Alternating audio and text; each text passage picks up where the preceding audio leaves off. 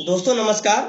दोस्तों मैं दीपक कुमार श्रीवास्तव आपका स्वागत करता हूं अपने इस यूट्यूब चैनल पे। एक राजा का दरबार लगा हुआ था। दरबार में एक वेश्या मुजरा कर रही थी। राजा ने कुछ धन अपने गुरु को दिया ताकि गुरु प्रसन्न होकर नर्तकी को दान में दे सके। सभी को बहुत आनंद आ रहा था क्योंकि मुजरा बहुत अच्छा हो रहा था। रात बीत गई, सुबह होने वाली थी। तबला वाला नींद के कारण पलक झपका रहा था।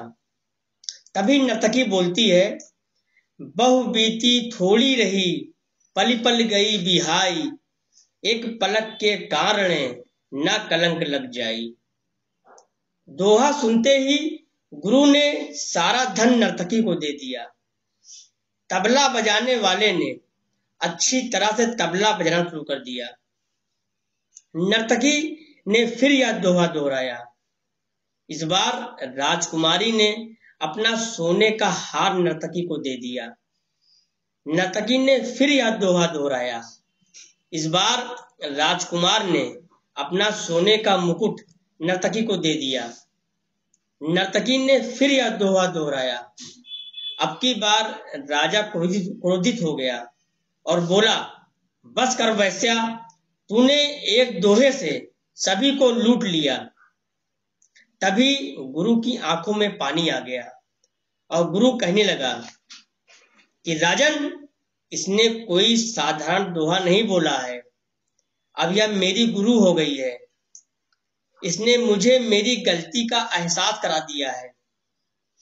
मैं जिंदगी भर तपस्या करता रहा और अंत समय में मुजरा देख रहा हूं। मैं तो चला तपस्या के लिए।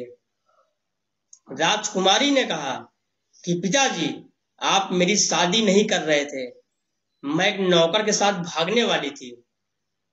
अंत समय नर्तकी ने मेरी आंखें खोल दी कि इतना समय बीत गया है, कुछ समय पश्चात तो शादी हो ही जाएगी।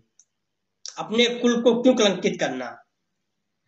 और तभी राजा का लड़का बोला, पिताजी, आप मेरा राज्याभिषेक नहीं कर रहे थे।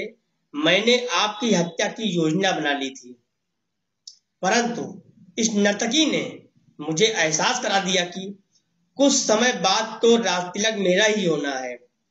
मैं हत्या करके स्वयं को क्यों कलंकित करूं।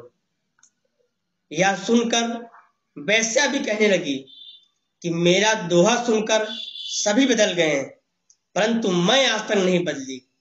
मैं भी आज से अच्छाई का मार्ग अपनाती हूँ। राजा ने यह सब सुनकर अपने पुत्र का राज्याभिषेक गुरु के सामने ही कर दिया।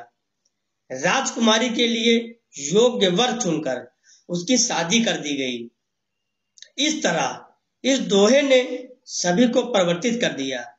मैं आपको इस दोहे का अर्थ समझाता हूं।